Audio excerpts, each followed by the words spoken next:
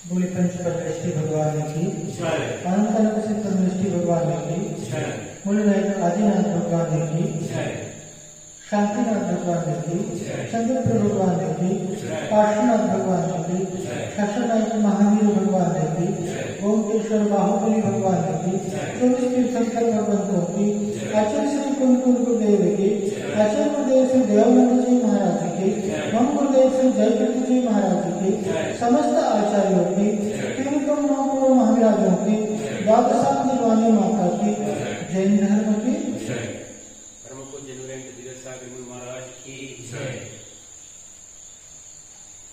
भजन पाना नहीं जीवन को बदलना है साधना, पाना नहीं जीवन को बदलना है साधना, धुएं सा जीवन मौत है, धुएं सा जीवन मौत है, जलना है साधना, पाना नहीं जीवन को बदलना है साधना, पाना नहीं जीवन को। क्या जीव पानी में लगा हुआ है, ये पालू वो पालू, और वास्तव में क्या पाना चाहिए ये विचार नहीं करता। जो साथ जाने वाला नहीं है उसके पीछे तो ये पूरी जिंदगी भागता रहता है, लेकिन जो साथ जाने वाला है उस पर इसकी दृष्टि नहीं जाती। यानी करेंगे पाने में नहीं, जीवन को बदलने में साथ, जीवन परिवर्तित हो जाए, धुएं से जीवन मौत है, हर पल हर क्षण ये जीवन बीता चला जा रहा है, हम एक एक पल एक एक क्षण को खोते चले जा रहे हैं, और यही मृत्यु के समान है। जलना है साधना, किसका जलना? विकारों का नष्ट हो जाना, दोषों का नष्ट हो जाना, कषायों का नष्ट हो जाना, यही साधना। मूड मुड़ाना बहुत सरल है, मन मुंडन आसान नहीं, व्यर्थ बहुत लगाना तन पे, यदि भीतर का ज्ञान नहीं, पर की पीड़ा में मोह सा, पर की पीड़ा में मोह सा पिघलना है साधना, पाना नहीं जीवन को बदलना है साधना, पाना नहीं जीवन को। कि मूड मुड़ाना बहुत सरल है, मन मुंडन आसान है। बाहर से तो सब कुछ छोड़ दिया, बाहर से घर भी छोड़ दिया, बाहर से घर भी छोड़ दिया, बाहर से परिवार भी छोड़ दिया, और सब कुछ छोड़ दिया, लेकिन मन मुंडन आसान नहीं, अंदर से छूटना चाहिए। बाहर का त्याग नहीं, अंदर का त्याग महत्वपूर्ण है। एक छोटे से दृष्टांत से इस बात को समझेंगे कि एक वक्त की बात है, एक महाराज जी का एक स्थान पर आगमन हुआ और उनका रात्रि विश्राम एक साधु के घर में हुआ। साधु होते हैं, महर्षि ऋषि होते हैं, उनके घर में हुआ। और सुबह हुई तो महाराज विहार कर दिया, वहां से निकल गए तो उनके साधु महाराज है, ये भी उनके साथ में निकल गए, जाने लगे। 5-6 किलोमीटर आगे जाने के बाद कहता है कि मैं भी आप ही के साथ चलूंगा, मेरा मन लग गया आपके साथ, मैं भी आपके साथ चलूंगा। और वो चल रहा है, 2-3 किलोमीटर आगे गया तो बोलता है कि महाराज एक बात को बताओ, आप रात भर मेरे घर में रहे, मेरा घर कैसा तो मेरी कुटिया कैसे लग गया? महाराज को महाराज ने कुछ नहीं बोला, वो अपनी राम चल रहे थे।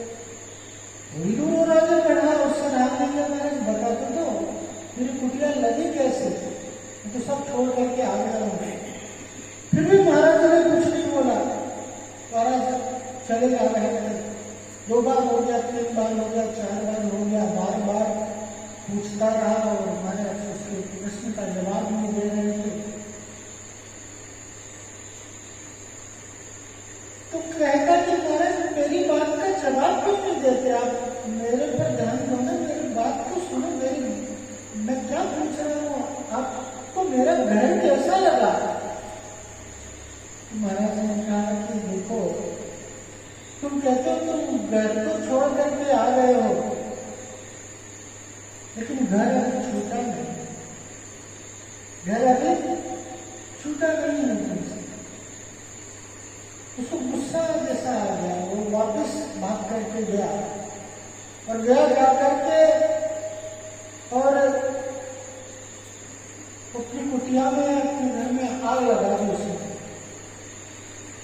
आग लगा दी और फिर भाग करके आ गया और आकर के बोलता है कि महाराज मैंने तो अपनी कुटिया फूका, तो आग लगा दी कुटिया में, आग लगा दी कुटिया में। फिर भी चला जा रहा था, महाराज भी चले जा रहे थे। फिर उसको वही प्रश्न, अच्छा बता तो दो, अब तो मैं कुटिया भी फूक आया हूँ, मेरी कुटिया, मेरा घर कैसा लगा आपको? महाराज फिर कुछ नहीं बोल रहे। 2 बार 3 बार फिर हो गया। फिर बोले मैं महाराज कुटिया जला आया हूँ, जवाब तो दो, मेरी कुटिया लगी कैसे आपको? अच्छी लगी, कैसी लगी? महाराज ने कहा कि बाहर की कुटिया तो तुमने जला दी है, लेकिन अंदर की कुटिया अभी भी नहीं जली है। अंदर में अभी भी तुम्हारे अंदर ये बात आ रही है कि मेरा घर, मेरा घर, मेरा घर। और जब तक अंदर से आसक्ति नहीं छूटेगी, जीवन में त्याग नहीं घटित होगा, और त्याग नहीं घटित होगा, सच्चा त्याग नहीं घटित होगा, तब तक कल्याण नहीं हो सकता। तो यहाँ पर यही कह रहे थे, मूड बुढ़ाना बहुत सरल है, मन मुंडन आसान नहीं। बाहर से सब कुछ छोड़ दिया, लेकिन अंदर का त्याग नहीं। पूर्ण व्यर्थ मुख लगाना तन पर, यदि भीतर का ज्ञान नहीं। तुम बाहर का वेश धारण कर लिया, लेकिन वेश के अनुरूप ज्ञान का होना भी, समझ का भी होना आवश्यक है, तभी उस वेश, उस रूप की सार्थकता है। पर की पीड़ा में मोक्षा पिघलना है साधना। किसी की पीड़ा, किसी की दुख, किसी की तकलीफ को देख करके खुद पीड़ा की अनुभूति होती है। ये सज्जनों की पहचान होती है, ये साधु जन की पहचान होती है कि वे दूसरे के दुख को देख करके खुद दुखी हो जाते हैं और दूसरे के दुख को दूर करके सुख की अनुभूति करते हैं। किस प्रकार से इसकी पीड़ा को मैं दूर कर दूं? दूसरे की पीड़ा स्वयं की पीड़ा हो, दूसरे के दुख में जो स्वयं दुखी होता है, वही सच्चा इंसान है। यहाँ यही कह रहे कि पर की पीड़ा मोक्ष पिघलना ही साधना, पाना नहीं जीवन को बदलना ही साधना। मंदिर में हम पहुंच गए पर मन यह मंदिर नहीं बना, व्यर्थ शिवालय में जाना जो मन शिव सुंदर नहीं बना। पल पल समता में इस मन का, पल पल समता में इस मन का ढलना है साधना, पाना नहीं जीवन को बदलना है साधना, पाना नहीं जीवन को। मंदिर में तो रोज जाते हैं, लेकिन रोज मंदिर जाना तभी सार्थक होगा जब ये मन मंदिर होगा। मंदिर कैसा पवित्र है, मंदिर कैसा निर्मल है, उसी प्रकार से मंदिर में जाकर के मेरा मन भी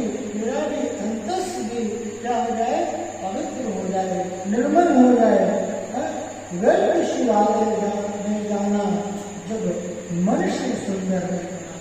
भगवान के दर्शन करके और कैसा वो मन भी कैसा हो जाए, भगवान जैसे भगवान के सामने नमस्कार करते हैं, भगवान को नमस्कार करते हैं कि नहीं करते? तो नमस्कार करने के पीछे, दर्शन करने के पीछे, पूजा करने के पीछे हमारी भावना, हमारी मनसा, हमारा ध्येय क्या होना चाहिए?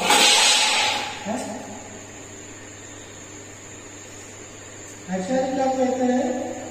वंदे तदगुण लगे। हे भगवान, आपके गुणों की प्राप्ति के लिए मैं प्रार्थना करता हूँ, आपके गुणों की प्राप्ति के लिए मैं वंदना करता हूँ। जो गुण आप में है वो गुण मेरे अंदर में भी है। भगवान के दर्शन करना या मन में ऐसी भावना होना या मन में ऐसा दृढ़ संकल्प होना कि मैं भी एक दिन भगवान बन। जैन दर्शन भक्त होने की बात नहीं करता, जैन दर्शन भक्त से भगवान होने की बात करता है। ये जैन से जिनत्व को प्राप्त करने का मार्ग है। प्रत्येक जीव है सत्य स्वरूप शक्ति संपन्न है। यहाँ यही कह रहे हैं कि व्यर्थ शिवालय में जाना जब मनुष्य सुंदर मिलना।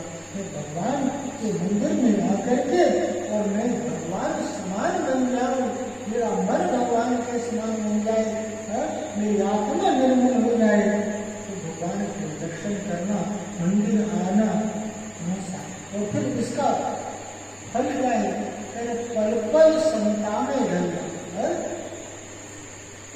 समता, सहजता, सरलता, यही साधना है। साधु क्या है? साधु का अर्थ है जो साधे वो साधु, जो स्वयं को साधे वो साधु।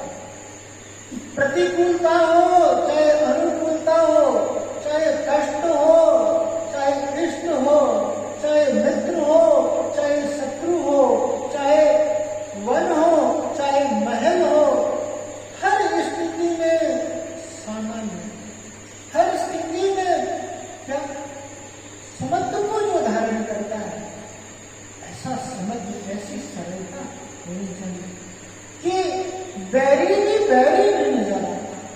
कोई हमारे लिए कष्ट दे रहा है, कोई हमारे लिए पीड़ा दे रहा है, कोई हमारे लिए गाली दे रहा है, क्या कहते हैं? गाली सुनकर खेद ना, गाली देने वाले के लिए, निंदा करने वाले के लिए भी मन में द्वेष नहीं आता और प्रशंसा करने वाले के ऊपर, स्तुति करने वाले के ऊपर उनके लिए प्रसन्नता नहीं, खुश नहीं, न किसी से दुखी होते हैं और न किसी के कारण सुखी होते। इतनी समझ होना, इतनी समता होना।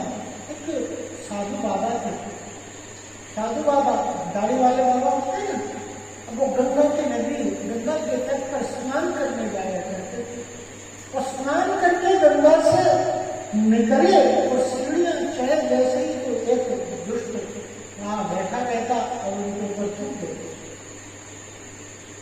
बाबा जी फिर वापस नीचे उतरते और फिर नहाते, फिर ऊपर आते और फिर वो थूक देता, फिर नहाते, फिर आते, फिर थूक देता। 99 बार ऐसा हुआ और 100वें बार जैसे ही बाबा जी नहा करके वापस आए तो उसने तो पाँव पकड़ लिया बाबा जी की। बोले मैं बार बार आपके ऊपर थूकता हूँ, आप मेरे लिए कुछ नहीं कहते, जाते और आप स्नान करके आ जाते हैं। बोले मैं तो तेरा धन्यवाद देता हूँ, तू तो मेरा उपकारी है। रोज में एक बार नहाता था, गंगा में स्नान करता था, आज तेरे कारण मैंने 100 बार स्नान किया। इसी कहते हैं समत्व, इसे कहते हैं समता, इसे कहते हैं सहजता, इसे कहते हैं सरलता। इतनी सरलता हमारे अंदर नहीं आ सकती है।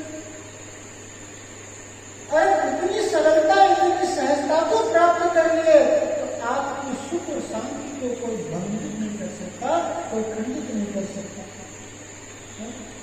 घर छोड़ा मतलब नहीं है, अंदर से कषायों का छूटना जरूरी है। अंदर में परिणामों की निर्मलता होनी चाहिए। यही है वास्तविक साधना। सच्चा पाठ तभी होगा जब जीवन में पारायण हो। श्वास श्वास धड़कन धड़कन में बसी हुई रामायण हो। अब सतपथ पर जन जन जागा, अब सतपथ पर जन जन मन का चलना है साधना। पाना नहीं जीवन को बदलना है साधना। पाना नहीं जीवन को तरह सच्चा पाठ तभी होगा जो जीवन में पारायण। खूब शास्त्र पढ़ा, खूब जीववाणी का पठन किया, खूब जीववाणी का श्रवण किया, और क्या जीवन वही का वही था।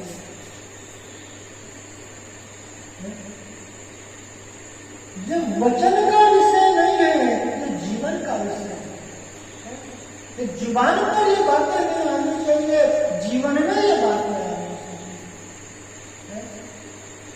ये सारी जीववाणी की बातें, ये सारा आपके जीवन में घटित हो। आपके आचार, आपके व्यवहार, आपके विचारों से ये सारी बातें होनी चाहिए। तो वास्तव में शास्त्रों का पठन पाठन ज्ञान होना कोई बड़ी बात नहीं, लेकिन सच्चा ज्ञान तो वही है जो जीवन में उतर करके। ज्ञान का फल क्या है? ज्ञान का फल है चारित्र। बिना चारित्र के ज्ञान नहीं है, बिना आचरण के ज्ञान नहीं है। उच्चारण नहीं, आचरण नहीं होना चाहिए। यही कहते सच्चा पाठ। श्वास श्वास धड़कन धड़कन में, आपके हर पल, हर क्षण, हर व्यवहार में ये सारी बातें आपके माध्यम से नजर आनी चाहिए। तभी सारा पठन पाठन सार्थकता को प्राप्त होगा और उसका फल सतपथ पर बन जाएगा। अब मोक्ष मार्ग पर, अब सत्य के मार्ग पर चलना ही मेरा लक्ष्य है, मेरा उद्देश्य है। ऐसा साधना का फल है। पाना नहीं जीवन को बदलना है साधना। पाना नहीं ये जीवन परिवर्तित हो जाए, ये जीवन बदल जाए।